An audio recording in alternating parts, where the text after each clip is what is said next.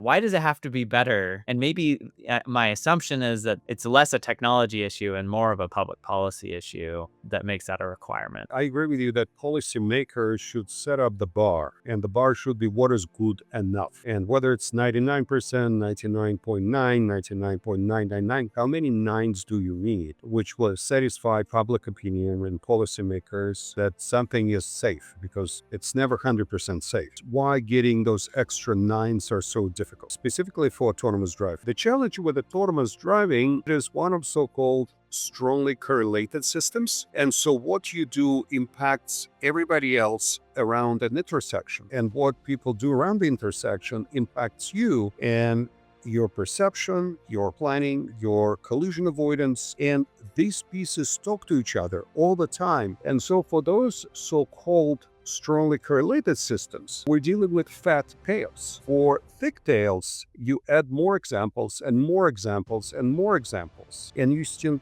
cannot tell whether it's 2 sigma, 3 sigma, or 6 sigma, because the tails are not getting narrower with time. It represents the fundamental challenge, and that's why, because to get to the next 9 is very, very, very difficult and very expensive, given the very fundamental nature of the problem.